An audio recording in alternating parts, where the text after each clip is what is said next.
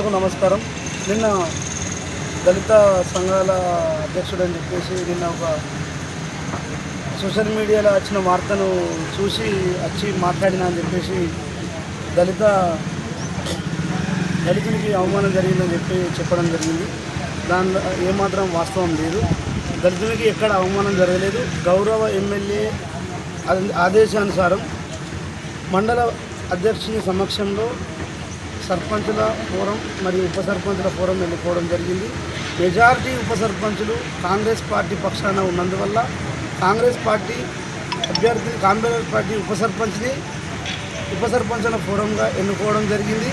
అలాగే ఇంకొక అతను దళితుడు ఉప సర్పంచుల ఫోరం అయినా అని చెప్పి సోషల్ మీడియాలో కొన్ని పెట్టుకోవడం జరిగింది. దానికి గౌరవ ఎమ్మెల్యే గారికి ఎటువంటి సంబంధం లేదు.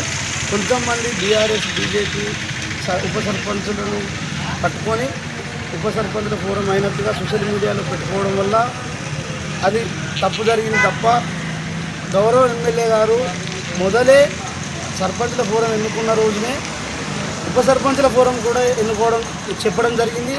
గౌరవ ఎమ్మెల్యే గారు అందుబాటులో లేనందువల్ల లేట్ అయింది తప్ప ఎమ్మెల్యే గారు దళితుల పక్షాన మొదటి నుంచి దళితుల పక్షాన్ని కొట్లాడుతాడు. దళితులకే న్యాయం చేసే, దళితుల మీద ప్రేమ చూసే వ్యక్తిగా మాకు గౌరవ ఎమ్మెల్యే గారు న్యాయం చేసి దళితులందరికీ న్యాయం చేసే విధంగా ఉన్నారు తప్ప ఎక్కడ కూడా దళితులకు అన్యాయం చేసేవారు కాదు. గౌరవ ఎమ్మెల్యే మానకొండూరు శాసనసభ్యులు డాక్టర్ కవంపల్లి సత్యనారాయణ గారు కూడా ఒక మాదిగ బిడ్డ అనేది గుర్తుంచుకొని మీరు మాట్లాడవలసిందిగా కోరుతున్నాం. అలాగే అంత దళితులం ఒక్కడిగానే ఉండాలి కానీ ఎక్కడో జేఏసీ పేరు చెప్పుకొని, జేఏసీ అంటే జాయింట్ కనెక్టింగ్ కమిటీ, మీరు జాయింట్ అంటే అన్ని దళిత సంఘాలను కలుపుకొని పోయే విధంగా ఉండాలి కానీ ఒక దళితుల మీదనే బురద జల్లి ప్రయత్నం చేయకండి. ఎక్కడ ఎవరు దళితులకు అవమానం లేదు. మానకొండూరు కాన్స్టిట్యూన్సీలో దళితులు గర్వంగా జీవించే విధంగా ఎమ్మెల్యే గారు కృషి చేస్తున్నారు.